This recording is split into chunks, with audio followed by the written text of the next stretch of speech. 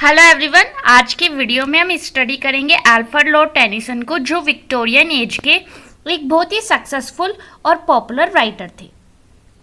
इनका बर्थ हुआ था 1809 में और इनकी डेथ हुई थी 1892 में। इनके फादर का नाम था जॉर्ज टेनिसन, मदर का नाम था एलिजाबेथ टेनिसन, वाइफ का नाम था एमिली टेनिसन और इनकी जो मैरिज हुई थी वो 1850 में हुई थी। आर्थर हैलम और टेनिसन, इन दोनों की फ्रेंडशिप कैम्ब्रिज यूनिवर्सिटी में हुई थी। ये बात हम सबको मालूम है कि टेनिसन और आर्थर हैलम ये दोनों बज़म फ्रेंड थे और आर्थर हैलम की डेथ 22 ईयर्स की एज में ही हो गई थी, जिस वजह से टेनिसन ने 10 ईयर्स तक कोई भी वर्क नहीं क्रिएट किया था। Tennyson and Hallam part of apostles group. Tennyson और हैलम ये दोनों एक ग्रुप के पार्ट थे जिसका नाम था apostles group. After the death of William Wordsworth he became poet laureate. Tennyson जो पोएट लॉरिएट बने थे वो किसकी डेथ के बाद? विलियम वर्ड्सवर्थ की डेथ के बाद पोएट लॉरिएट कौन बने थे? टेनिसन। 1850 से 1892 तक जो पोएट लॉरिएट का पद था वो टेनिसन ने संभाला था। देखिए, पोएट लॉरिएट के बारे में मैंने और भी इंफॉर्मेशंस यहाँ पे लिखी हैं। अल्फ्रेड लॉर्ड टेनिसन के बाद अल्फ्रेड ऑस्टिन पोएट लॉरिएट बने थे। विलियम वर्ड्सवर्थ 7 साल पोएट लॉरिएट रहे थे, 1843 से 1850। टेनिसन 1850 से 1892 तक पोएट लॉरिएट रहे थे। 42 ईयर्स तक ये पोएट लॉरिएट रहे थे और 41 ईयर्स की एज में ये पोएट लॉरिएट बने थे। टेनिसन के बाद अल्फ्रेड ऑस्टिन बने थे, 17 सालों के लिए पोएट लॉरिएट। 1896 से 1930 तक ये पोएट लॉरिएट रहे थे। 1892 से 1896 तक कोई भी पोएट लॉरिएट नहीं रहा था। Crossing the bar Alfred Lord Tennyson की लास्ट पोएम है। टेनिसन का एक क्रिएशन था टिम्बकटू, जो इनका फर्स्ट क्रिएशन था, फर्स्ट पोएम थी इनकी, जिसके लिए इनको चांसलर मेडल अवार्ड मिला था।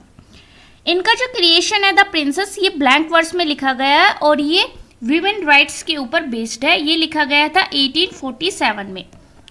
इनका एक पोएटिक कलेक्शन है जिसका नाम है चीफली लिरिक्स। इसमें 56 पोएम्स है। क्लैरिबल एंड मरियाना इसकी 2 पॉपुलर पोएम्स है जो इन 56 पोएम्स में ही इंक्लूड है। इनका एक प्ले भी है जिसका नाम है the devil and the lady.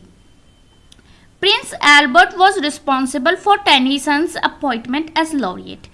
Prince Albert जो हैं वो टेनिसन को पोएट लॉरिएट अपॉइंट करने के लिए रिस्पॉन्सिबल हैं। वर्जीनिया वुल्फ ने एक प्ले लिखा था जिसका नाम था फ्रेश वाटर, जिसमें इन्होंने टेनिसन को एज ए होस्ट दिखाया है अपने 2 फ्रेंड्स का, जिनका नाम है Julia MC and GF Watts. इनकी फर्स्ट एलजी है ब्रेक ब्रेक ब्रेक। टेनिसन ने 3 वॉल्यूम्स लिखे थे। पहला वॉल्यूम इनका आया था 1830 में, दूसरा वॉल्यूम आया था इनका 1833 में और तीसरा वॉल्यूम आया था इनका 1842 में।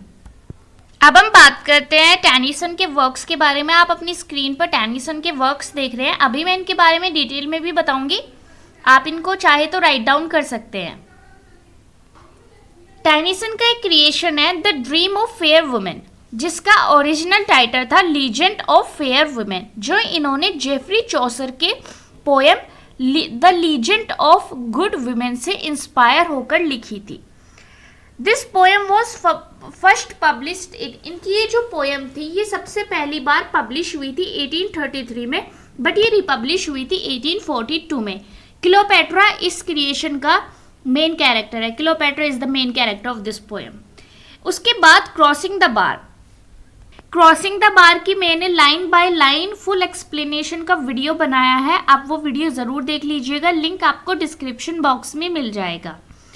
ये लिखा गया था 1889 में। टेनिसन ने अपनी मौत से 3 साल पहले इस पोएम को लिखा था। ये पोएम एक एल्जिक वर्क है जिसकी राइमिंग स्कीम ABAB है। मेटाफर का इसमें यूज़ किया गया है और ये पोएम क्लासिकल माइथोलॉजी को फॉलो करती है। उसके बाद आती है एनाकॉर्डन, जो 1864 में पब्लिश हुई थी। इस पोएम की भी मैंने लाइन बाय लाइन एक्सप्लेनेशन अपने चैनल पे डाली है, आप वो वीडियो भी ज़रूर देखिएगा। मैंने टेनिसन के बहुत सारे वर्क्स को कवर किया है, लिंक सभी का डिस्क्रिप्शन बॉक्स में है। ये एक नरेटिव पोएम है, पब्लिश हुई थी 1864 में। पोएट लॉरिएट टेन्योर के दौरान इस पोएम को लिखा था टेनिसन ने। थॉमस वूलर ने इसकी स्टोरी टेनिसन को प्रोवाइड कराई थी ताकि वो इस पोएम को लिखे। इसमें जो मेन कैरेक्टर है वो एक फिशरमैन का है जिसकी वाइफ है एनी और उनकी 3 किड्स हैं। ये पोएम जो है हमें याद दिलाती है रॉबिन्सन क्रूसो की। इस पोएम में एक सीन आता है, वो सीन देख करके हमें रॉबिन्सन क्रूसो की याद आती है। एनोक आर्डन जो इसका मेन कैरेक्टर है वो 10 इयर्स के लिए खो जाता है। जब वो अपने घर वापस नहीं आता है तब उसकी वाइफ सोचती है कि उसकी डेथ हो गई है, तो वो दोबारा अपने चाइल्डहुड फ्रेंड फिलिप रे से शादी कर लेती है। आप एनोक आर्डन की जो मैंने एक्सप्लेनेशन डाली है वो आप ज़रूर देखिएगा, ये आपको डिटेल में वहाँ पे पता चल जाएगा। उसके बाद आती है idylls of the king. This poem is the circle of 12 narrative poems. ये पब्लिश हुई थी 1859 में। ये पोएम जो है इसमें आपको 12 नरेटिव पोएम्स मिलेंगी। इस पोएम में 3 मेन कैरेक्टर्स है, किंग आर्थर, हिज नाइट्स और आर्थर की बिलव किनेवरा। इस पोएम की जो जॉनरा है वो है एपिक और ये पोएम ब्लैंक वर्स में लिखी गई है। आइडियल्स ऑफ किंग जो पोएम है वो एल्बर्ट प्रिंस कॉन्सर्ट को डेडिकेट की गई है। The apostles was the name of Tennyson's friends, Tennyson's circle of friends at college। मैंने आपको बताया ही है, जो उनका एक ग्रुप था जिसमें हेलम भी इन्वॉल्व थे, उस ग्रुप का नाम था द एपिस्टलिस। अब हम बात करते हैं उनकी एक और पॉपुलर पोएम टिथोनस की। इसका भी मैंने लाइन बाय लाइन एक्सप्लेनेशन का वीडियो डाला है, आप वो वीडियो भी ज़रूर देखिएगा, लिंक डिस्क्रिप्शन में है। ये एक ड्रामेटिक मोनोलॉग है। Tithonus tells Aurora the goddess of the dawn. ये जो पोएम है ये बिगिन होती है, टिथोनस जो है अपनी बातचीत कर रहा है अरोरा से। ड्रामेटिक मोनोलॉग है। Tithonus and Aurora are the main characters. इसके जो मेन कैरेक्टर्स है वो टिथोनस और अरोरा है। This poem was first published in Cornhill magazine in 1860। ये पोएम सबसे पहली बार 1860 में कॉर्नहिल मैगजीन में पब्लिश हुई थी। This poem begins with Tithonus speaking to Eos. Tithonus was loved by goddess of Dawn। देखिए इसको मैं आपको अभी बता देती हूँ, पर आप अगर डीपली समझना चाहते हैं, जो मैंने इसका पोएम का लाइन बाय लाइन एक्सप्लेनेशन बनाया वो वीडियो ज़रूर देखिएगा। पर अभी मैं आपको इतना बताती हूँ, अरोरा और ईओस दोनों एक ही लेडी हैं। और ये जो अरोरा है ये गॉडेस ऑफ डॉन है, यानी कि ईओस भी कौन है, गॉडेस ऑफ डॉन है, जिससे टिथोनस बातचीत कर रहा है। इस पोएम में सिर्फ टिथोनस बात कर रहा है, इसलिए एक ड्रामेटिक मोनोलॉग है। In memoriam this poem was completed. ये पोएम कंप्लीट की गई थी 1849 में और ये बिलोंग करती है 19th सेंचुरी से। इस पोएम का जो ओरिजिनल टाइटल है वो है the way of the soul और इस पोएम की जो जॉनरा है वो है एलेजी। इन मेमोरियम जो पोएम है वो आर्थर हेलम की डेथ पर लिखी थी टेनिसन ने। This poem is written in four lines A B stanzas of iambic tetrameter। इस पोएम की राइमिंग स्कीम A है और इसमें iambic tetrameter का यूज हुआ है। This poem is divided into 133 cantos। इस पोएम में 133 cantos आपको मिलेंगी। अब हम बात करते हैं उनकी क्रिएशन मोड के बारे में। Maud was the first collection of Tennyson after becoming poet laureate. Poet laureate बनने के बाद मॉड जो था उनका फर्स्ट पोएटिक कलेक्शन था।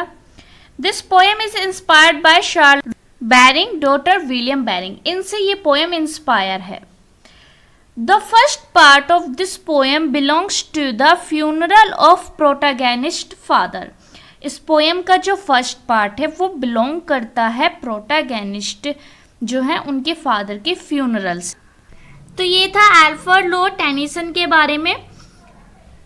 आई होप आपको ये वीडियो पसंद आई होगी। अल्फ्रेड लॉर्ड टेनिसन के बहुत सारे वर्क्स को मैंने कवर किया है, आप उन सब वर्क्स को ज़रूर देखिएगा, डिस्क्रिप्शन बॉक्स ज़रूर चेक कीजिएगा।